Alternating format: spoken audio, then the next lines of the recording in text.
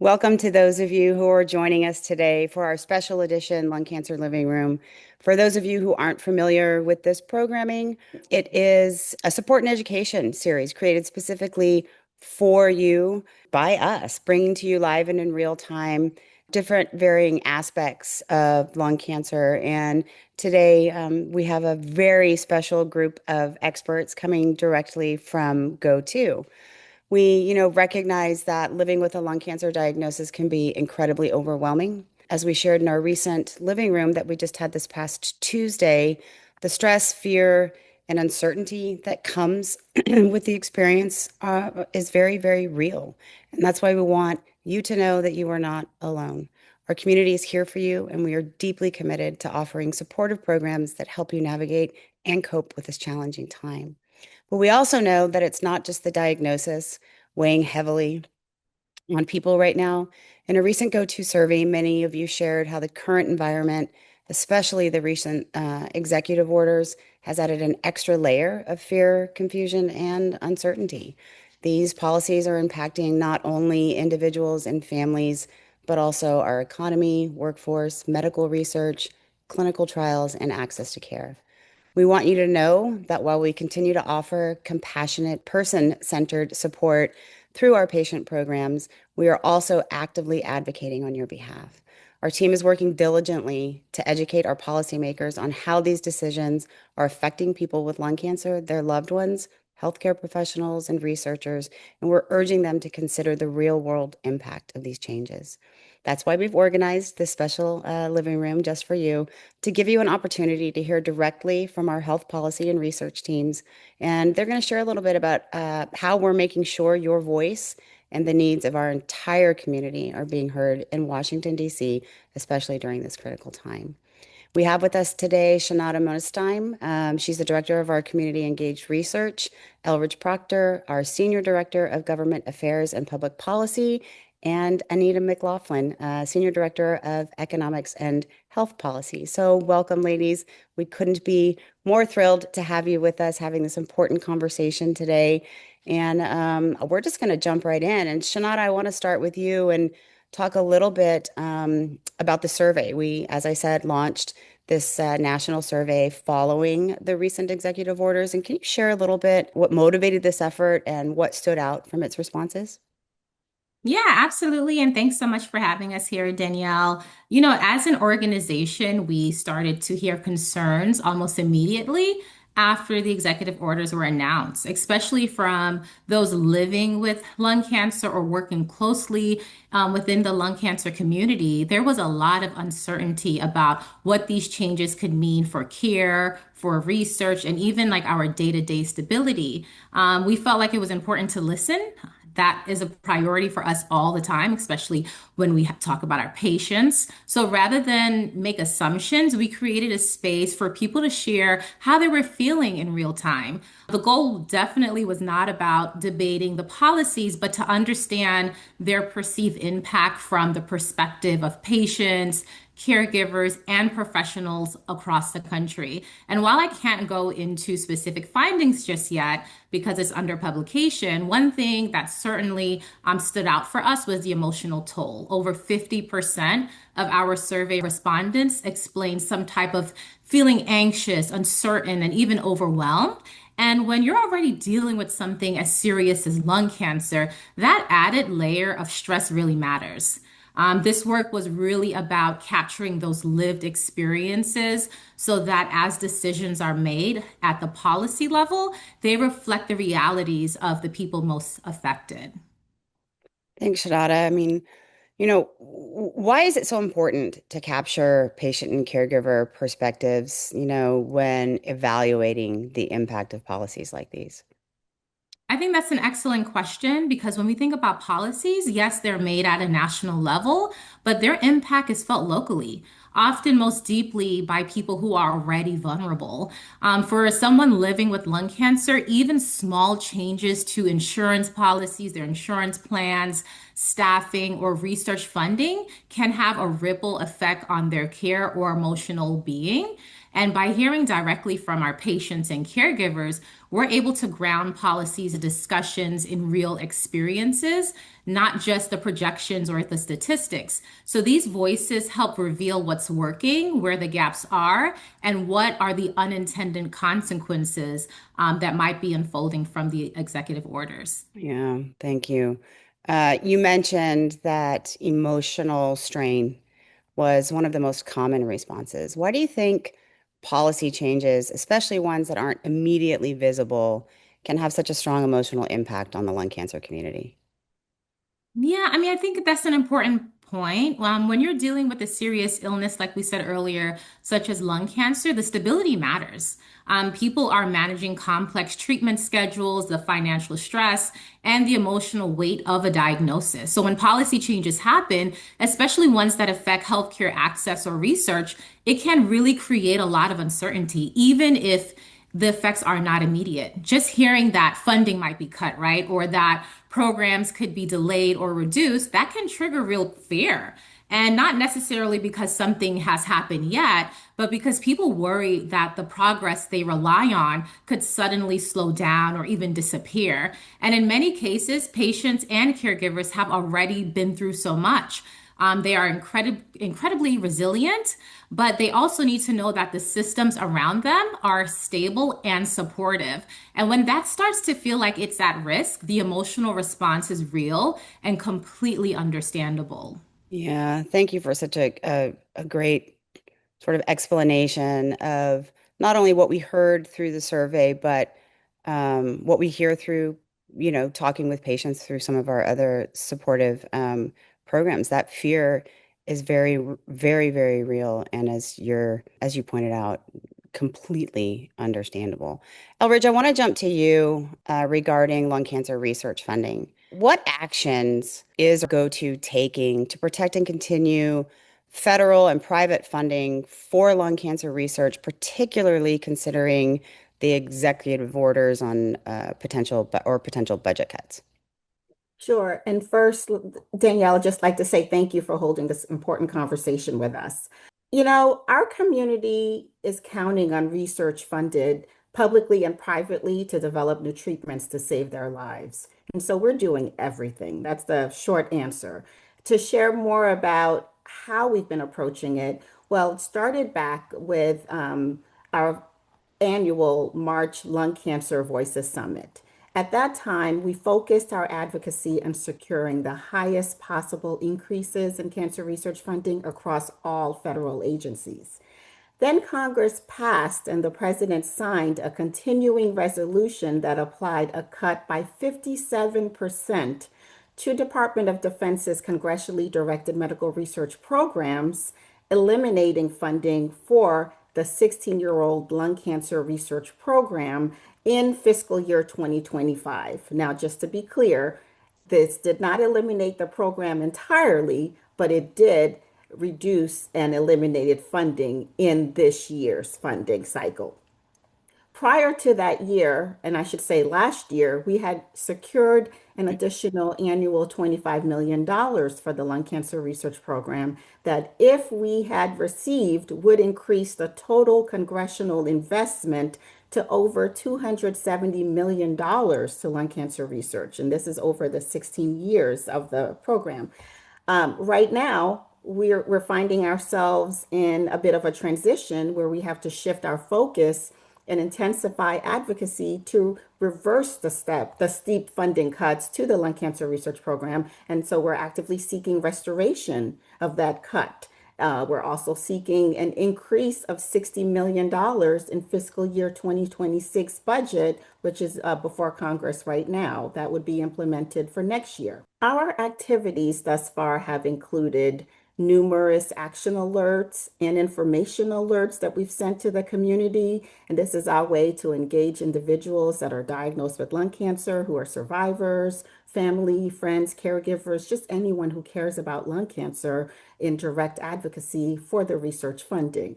In support of a Senate hearing that was held back on April 30th, we submitted written testimony to highlight the lung cancer community's profound concern over this 57% cut to the Defense Health Research Programs, and we are urging Congress to fully restore the funding cut either through a supplemental fiscal year 2025 appropriations or by incorporating it in the increases we're seeking in the FY 2026 Defense Appropriations Bill. Just this week, as an example, in fact, yesterday, I should say, I concluded a community sign on letter with close to 40 organizations signing on with GoTo to urge Congress to protect and continue to provide federal funding for lung cancer research. As this cycle for fiscal year 2026 budget advances, and given the proposed cuts across our research agencies, we are leading advocacy to not only secure the $60 million for the lung cancer research program, but we're advocating for the highest possible funding levels for the National Institute of Health, the NIH, National Cancer Institute, NCI, Advanced Research Projects Agency for Health, known as ARPA-H, Food and Drug Administration, FDA, and Centers for Disease Control. And I think I'll just stop there just to say that lastly, we've secured congressional sponsors in both the House and the Senate to lead and circulate an appropriations letter that will be submitted to the committee as part of the internal process where we are submitting our active requests for fiscal year 2026. I can tell you that the House Defense Appropriations deadlines is on May 23rd, which is this Friday, and we're working to meet the Senate deadline of June 4th. And I'll just stop there. Yeah, thanks, Elridge. It's obvious by, everything you just spoke about, how committed we are and others, right? The collaborative efforts going on behalf of this community to restore this funding and push back against these potential, negative impacts from these orders. I want to, ask you something specific to Medicare. How is GoTo addressing this issue on behalf of lung cancer patients who rely on Medicare for their care and treatment? With the understanding that their aid is at risk right now. Sure. I think first it's important to underscore how relevant Medicaid is to the lung cancer community.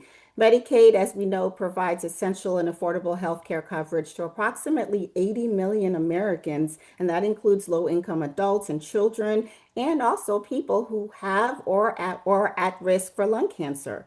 According to the American Lung Association, from 2012 to 2016, Medicaid covered 24% of individuals under the age of 65 who were diagnosed with lung cancer in the US. We know that Medicaid supports early screening, diagnosis, and survivorship care. What is currently before Congress is referred to as a current Medicaid cost saving option plan. We believe that this option would shift financial burdens from the federal government to patients and to the states, increasing the stress that Shanada referenced earlier and health risks to low-income individuals. We believe that work requirement to qualify for insurance coverage would punish those physically unable to meet them due to illness or disability. The shift in policy would, in fact, do the opposite of saving dollars. It would increase the overall cost of healthcare due to a rise in what we would see as late-stage diagnosis. It could also have, and when you talk about late-stage diagnosis, that is a regretful action because it's something that could be prevented through insurance coverage. And then in our advocacy, we've taken the time to educate members of Congress about patients undergoing cancer treatment that are physically unable to work due to the toll of the disease and the side effects of treatments. We specifically relayed the concern that individuals diagnosed with lung cancer who depend on Medicaid should not have to face the additional burden of meeting work requirements or worrying about affording health care while battling this life-threatening disease. So our action alerts in our affirmative position has been to protect Medicaid from funding caps or work requirements that is being considered in what is known as the reconciliation budget process, and then to ensure continued access to life-saving care for lung cancer patients. Yeah. That's great, Elridge. It's so important. These people need this care, and without, Medicaid support, they simply wouldn't be able to get it. And it's tragic thinking about it, about what that would mean for so many people across this country. Thank you so much for sharing your insights there. Anita, we want to turn to you now. Um, um, there's been a lot of news lately, about changes to how the government plans to lower drug prices. What does this mean for the people with lung cancer? And what is GoTo doing about it? And what should we know moving forward? That's a great question. Thanks for having me. Jumping into this, there's been a lot of discussion in the news regarding drug pricing, and we know it's been worrying a lot of people. There's a plan, of course, being talked about by the government. It's being pushed down through an executive order, and it would change how much Medicare pays for certain drugs. The goal is to bring prices down by using prices from other countries as a guide. But that kind of change, it might sound helpful, but it can also lead to problems, especially for people who need newer or life-saving treatments right away. At GoTo, we're making sure your voice is part of this conversation. We've been speaking with other organizations, we've sent letters to leaders, and we've shared how this could affect people living with lung cancer. We're also hearing directly from patients and families, and we want to make sure these policies don't accidentally make it harder to get the care you need. Even though things feel uncertain right now, we're staying focused on protecting access to your treatments, your doctors, and your care. It just feels like our lung cancer community,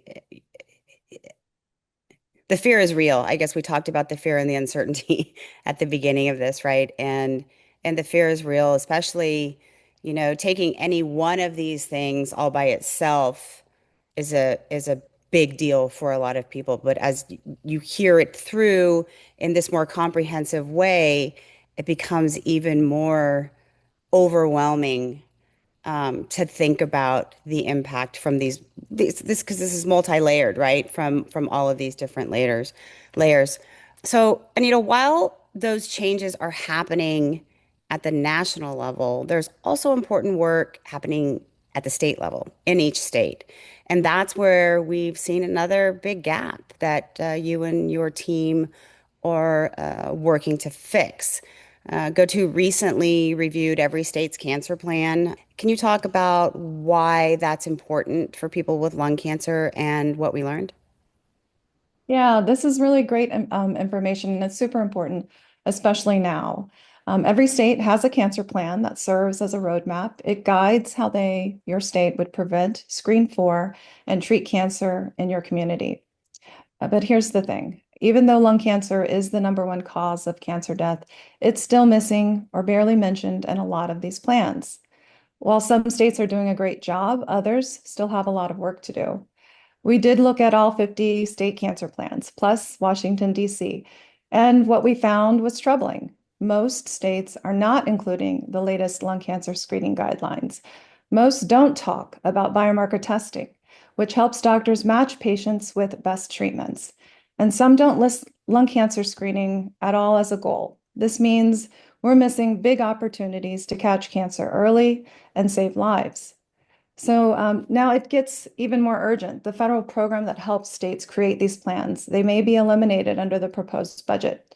That would take away the funding and support many states rely on to keep these plans strong and up to date. There is good news. GoTo, we've developed tools and resources that states can use right now based on best practice criteria from our Centers of Excellence, or COE program. These are hospitals and health systems across the country that GoTo has recognized for delivering high quality, comprehensive lung cancer care. We took what works in those settings and turned it into a guide states can follow to build stronger lung cancer strategies that include screening, treatment access, and support for families and patients. We want every person with lung cancer to be seen and included in these plans. And we want advocates to be able to go to their state and say, we have the tools, let's fix this. And before I wrap up, I also wanted to kind of thank my colleagues who've been the leaders They've worked really diligently and they made this effort possible. It's already helping states do better for individuals living with and at risk for lung cancer.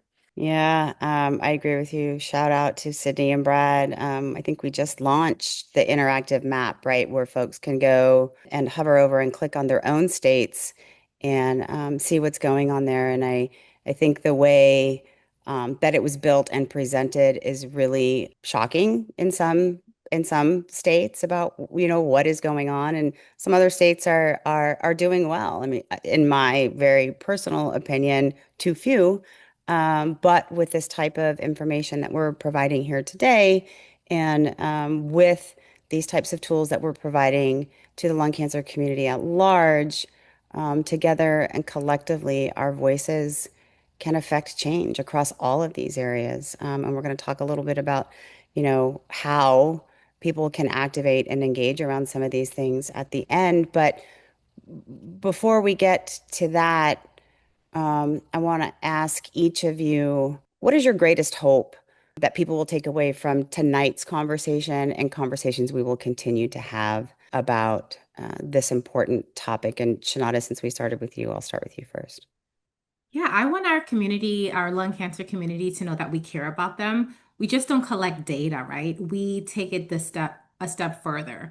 We, as soon as the executive orders came out again, and when we started to hear concerns immediately, we did a survey. And when we get these surveys, we want the world to know, right? So the next step for us was that we're going to publish these findings. So it's not just, it just doesn't stay within our community, but everyone kind of sees the impact it has on our community. For example, like if it's happening in the lung cancer, maybe people would be motivated to look at this in other cancers as well. But I think the biggest thing I want our listeners to know is that when we ask for feedback, it just doesn't stay there. We take action on it because we deeply care about each and every one of you. Thanks, Shanada. Elridge, how about you? I would say the fact that GoTo is a member of several national coalitions demonstrate the length that we're willing to go to address harmful policies. But the takeaway from today and just from every day is that we also consider ourselves a partner with you, the patient, the survivor, the caregiver, the family and friends, the provider working in this space. And together we are unified in supporting life-saving cancer research. And that's the fight that we're in with you. Thanks, Elridge. Anita, you're up.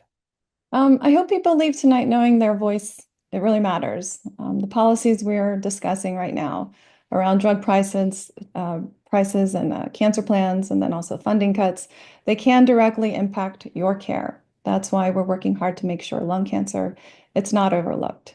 I also want people to feel empowered. Your story, your voice, your experience, it counts. And when we raise our collective voices together, we can make a big difference.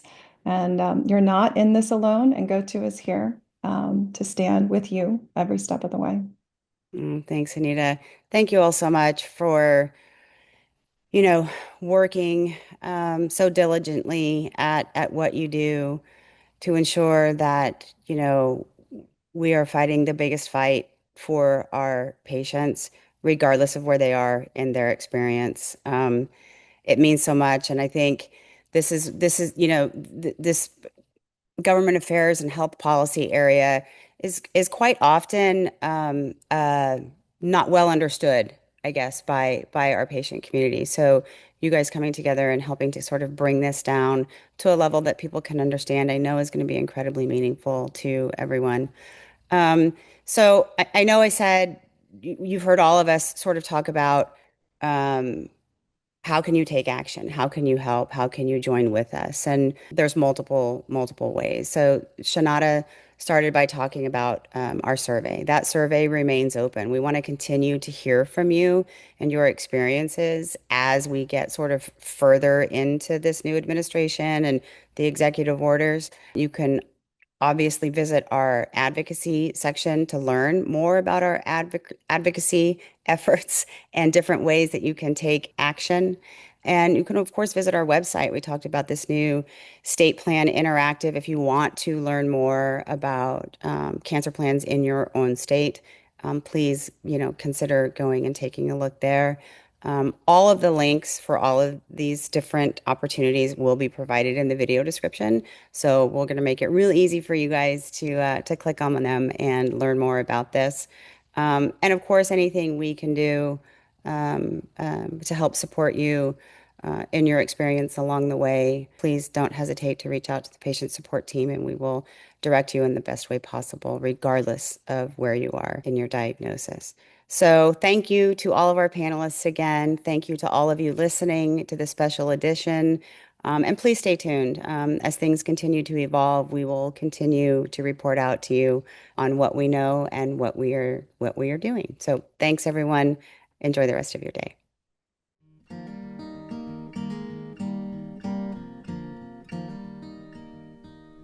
So I'll be brave if you're brave. I'll be brave, but only if you're